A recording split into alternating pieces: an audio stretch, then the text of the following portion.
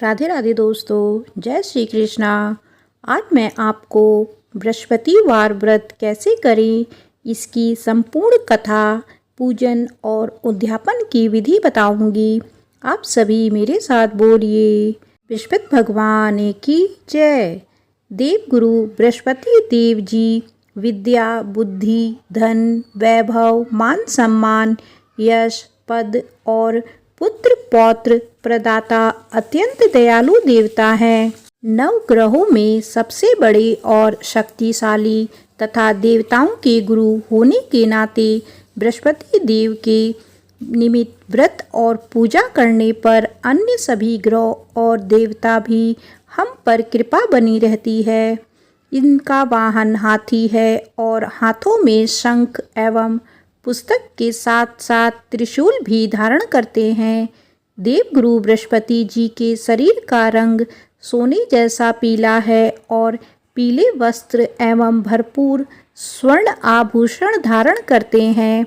इनके पूजन में पीले फूलों, हल्दी में रंगे हुए चावल, रोली के स्थान पर पिसी हुई हल्दी और प्रसाद के रूप में पानी में भीगी हुई चने की दाल अथवा बेसन के लड्डुओं का प्रयोग किया जाता है। व्रत करने वाले साधक को भी पीले वस्त्र तथा पीली वस्तुओं का प्रयोग तथा पीला भोजन ही करना चाहिए। आइए जानते हैं बृहस्पति व्रत विधि। यह व्रत शुक्ल पक्ष के प्रथम गुरुवार से आरंभ करें। 3 वर्ष पर्यंत या 16 व्रत करें। इस दिन पीत वस्त्र धारण करके बीज मंत्र की 11 या 13 माला जाप करें। पीत पुष्पों से पूजन, अर्धन, दान आदि के बाद भोजन में चने के बेसन की, घी, खांड से बनी मिठाई, लड्डू या हल्दी से पीले या केसरी चावल आदि ही खाएं और इन्हीं का दान करें। बृहस्पतिवार के व्रत के दिन अपने मस्तक में हल्दी का तिलक करें। हल्दी में रंगे चावलों अथवा चने की दाल की वेदी बनाकर और उस पर रेशमी पीला वस्त्र बिछाकर बृहस्पति देव की प्रतिमा अथवा बृहस्पति ग्रह के यंत्र को स्वर्ण पत्र, रजत पत्र, ताम्र पत्र अथवा भोज पत्र पर अंकित करके इसकी विधिवत षोडशोपचार से पूजा आराधना करके यथाशक्ति बंधु देव के मंत्र का जाप करना चाहिए। आइए जानते हैं बृहस्पतिवार व्रत उद्यापन विधि। बृहस्पतिवार के व्रत के उद्यापन के लिए यथासंभव बृहस्पति ग्रह का दान जैसे पुखराज, सुवर्ण, कांसी, दाल, चने, खांड, घी, पीत वस्त्र, हल्दी, पीत पुष्प, पुस्तक, घोड़ा, पीत फल आदि करना चाहिए। बृहस्पति ग्रह से संबंधित दान के लिए संध्या का समय सर्वश्रेष्ठ होता है। क्या क्या और कितना दिया जाए यह आपकी श्रद्धा और सामर्थ्य पर निर्भर रहेगा। बृहस्पति ग्रह के मंत्र ओम ग्राम ग्रीम ग्रौम स गुरुवे नमः का कम से कम 19,000 की संख्या में जाप तथा बृहस्पति ग्रह की लकड़ी अश्वत्थ से बृहस्पति ग्रह के बीज मंत्र की 1 माला का यज्ञ करना चाहिए।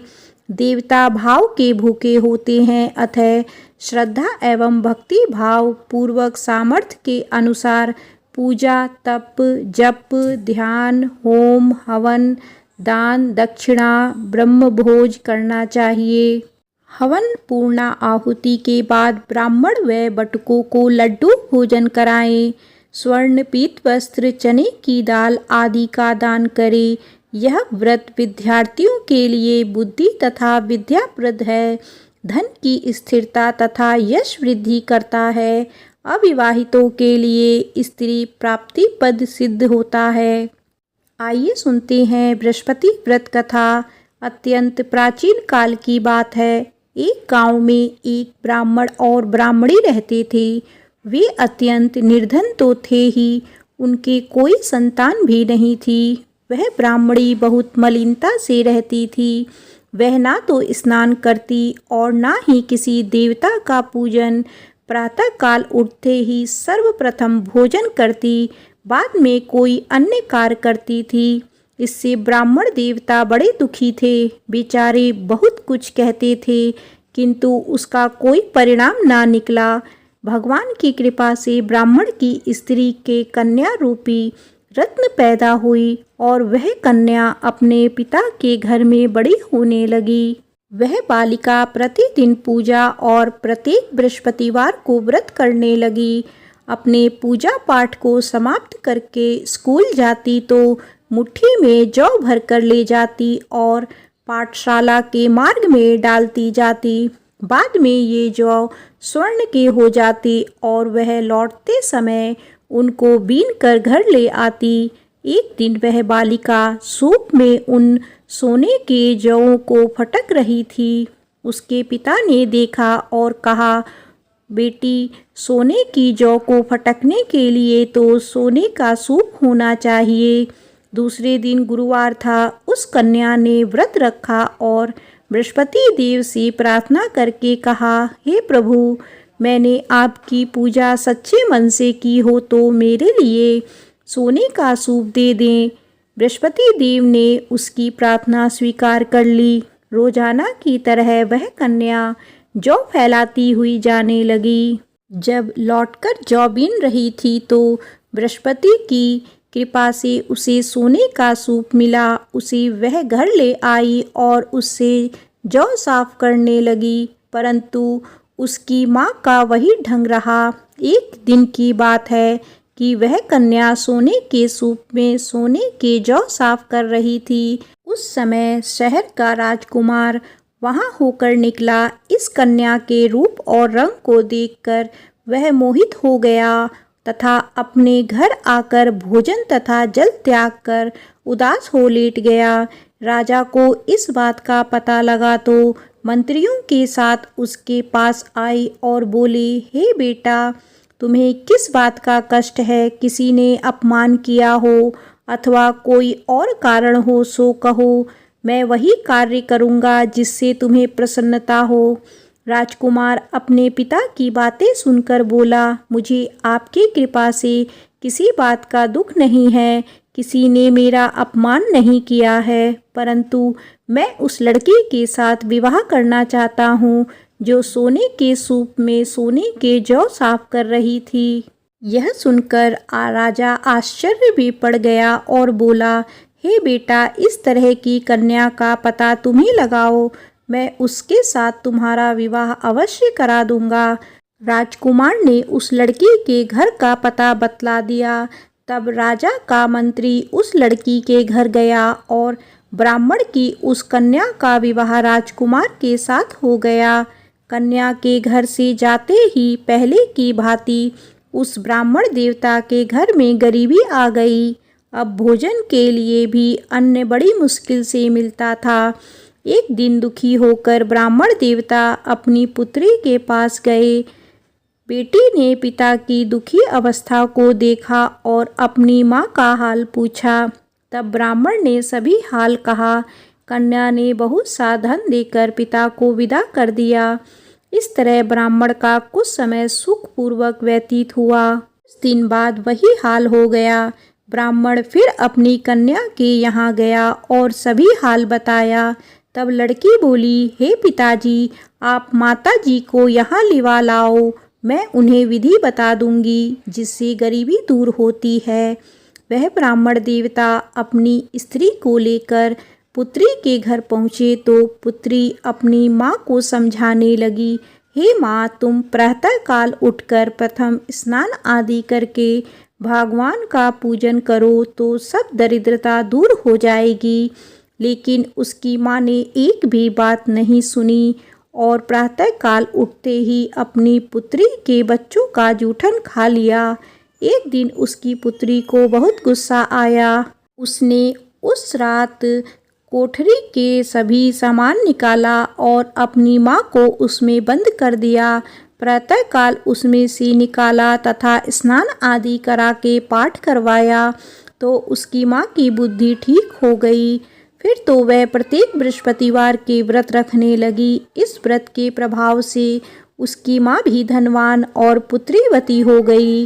बृहस्पति देव जी की प्रभाव से वे दोनों इस लोक में सभी सुख भोग कर स्वर्ग को प्राप्त हुए। आइए सुनते हैं बृहस्पतिवार व्रत की दूसरी कथा। किसी गांव में एक साहूकार रहता था। उसके घर में अन्न, वस्त्र और धन किसी की कोई कमी नहीं थी, परंतु उसकी स्त्री बहुत ही कृपण थी। किसी भिक्षार्थी को कुछ नहीं देती थी। सारे दिन घर के कामकाज में लगी रहती। एक समय एक साधु महात्मा बृहस्पतिवार के दिन उसके द्वार पर आए और भिक्षा की याचना की।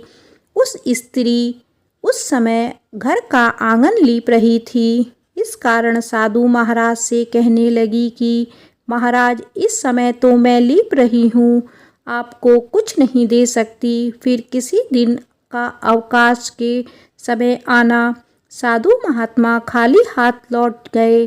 कुछ दिन के पश्चात वही साधु महाराज आए और उसी तरह भिक्षा मांगी। साहूकारनी उस समय लड़के को खिला रही थी। कहने लगी, महाराज, मैं क्या करूं, अवकाश नहीं है, इसीलिए आपको भिक्षा नहीं दे सकती। तीसरी बार महात्मा आए तो उसने उन्हें उसी तरह टालना चाहा, परंतु महात्मा जी कहने लगे कि यदि तुमको बिल्कुल ही अवकाश हो जाए तो मुझको भिक्षा दोगी। साहूकारनी कहने लगी, हाँ महाराज, यदि ऐसा हो जाए तो आपकी बहुत ही कृपा होगी। साधु महात्मा जी कहने लगे कि अच्छा, मैं एक उपाय बताता हूँ। तुम बृहस्पतिवार को दिन चढ़ने पर उठना और सारे घर के झाड़ू लगाकर कूड़ा करकट एक कोने में जमा करके रख देना। घर में चौक इत्यादि मत लगाना।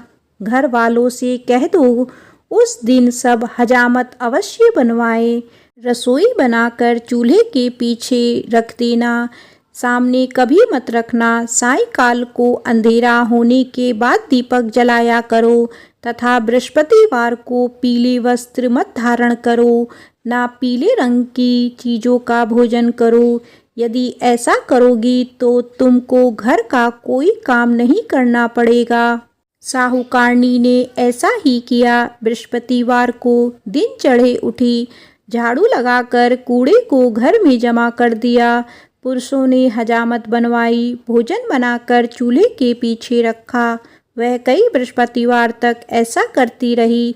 इससे कुछ काल बाद उसके घर में खाने को दाना ना रहा। थोड़े दिनों बाद वही महात्मा फिर से आए और भिक्षा मांगी। सेठानी ने कहा, महाराज, मेरे घर में खाने को अन्न ही नहीं है, आपको क्या दे सकती हूँ। तब महात्मा ने कहा कि जब तुम्हारे घर में सब कुछ था तब भी तुम कुछ नहीं देती थी, अब पूरा पूरा अवकाश है तब भी कुछ नहीं दे रही हो, तुम क्या चाहती हो वह कहो। तब सेठानी ने कहा, हाथ जोड़कर प्रार्थना की, हे महाराज, अब कोई ऐसा उपाय बताओ कि मेरे पहले जैसा धन्य धान्य हो जाए। अब मैं प्रतिज्ञा करती हूँ कि अश्व में जैसा आप कहेंगे वैसा ही करूँगी। तब महाराज जी ने कहा, बृहस्पतिवार को प्रातःकाल उठकर स्नान आदि से निवृत्त हो घर को गोबर से लीपो तथा घर के पुरुष हजामत ना बनवाएं। भूखों को अन्य वस्त्र दे दी रहा करो।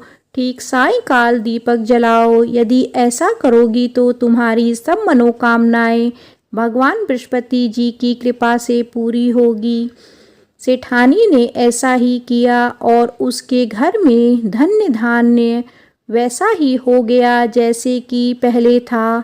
इस प्रकार भगवान बृहस्पति देव की कृपा से अनेक प्रकार के सुख भोगती हुई त्रिकाल तक वह दीर्घ काल तक जीवित रही और अंत में मोक्ष को प्राप्त हुई।